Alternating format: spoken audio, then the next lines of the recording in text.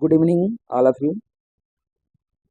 आज हम जो मैंने लाइव होने का जो प्लान बनाया है वो मेन रीज़न ये था कि बहुत सारे बच्चों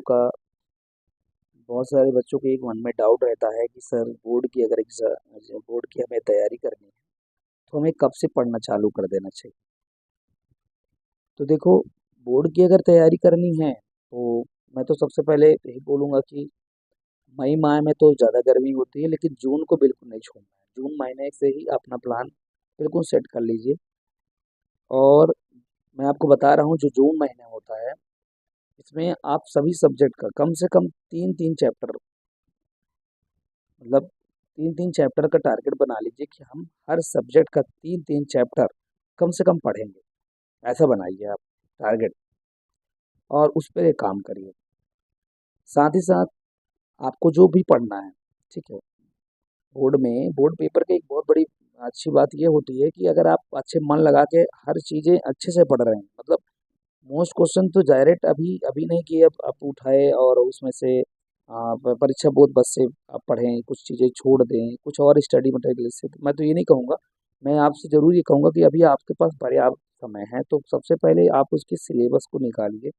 जो भी 12th का अगर तैयारी कर रहे हैं या 10th की तैयारी कर रहे हैं, तो उसके हिसाब से आप सिलेबस पहले सर्च करके और डाउनलोड करिए, और उस डाउनलोड करने के बाद उसे उसको देखो अच्छे से, उसको समझो कि अपना टारगेट कैसे बनाया जाए, कौन कितने घंटे पढ़ा जाए, ठीक है।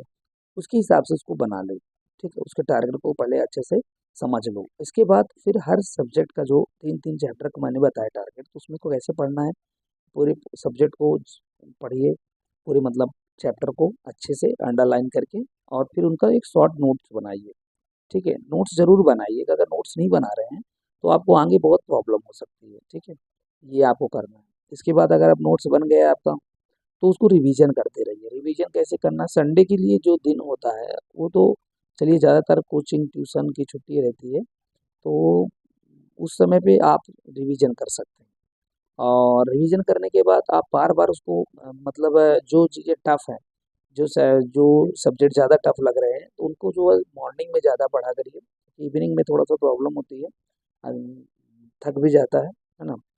इसके साथ साथ आप नींद पर आप लीजिए, 6 से 7 घंटे का नींद लीजिए, कोई दिक्कत नहीं है। तो वो नींद में आप कंप्रोमाइज़ मत करिए। नींद अगर आपका कम रहेगा तो आप स्वाभाविक है आप अच्छे से काम नहीं कर पाएँगे। तो इसलिए नींद को भरपूर लीजिए आप 6 से 7 घंटे, ठीक है। और इसके साथ-साथ आपको क्या करना है कि एनसीईआरटी बेस्ड पर ही पढ़िए। जो एनसीईआरटी बुक है उसको ही लेकर पढ़िए आप, कोई दूसरा मत सोचिए। और साथ-साथ कुछ फिजिकल एक्टिविटी करिए, योगा वगैरह। और एक हर घंटे में लगभग 10 से 10 मिनट का आप रेस्ट लीजिए, ठीक है? हर घंटे में जब पढ़ाई आप करें तो, ठीक है? तो इस तरह का शेड्यूल बनाइए और पढ़िए, और इस मेरी बात को नोट कर लीजिए, जो-जो मैंने बताया। अगर इस टिप्स को आप अपनाएँगे तो आप 101% जो है आप जो है इस पे आगे जाएँगे और इस पे काम करेंगे। Thank you.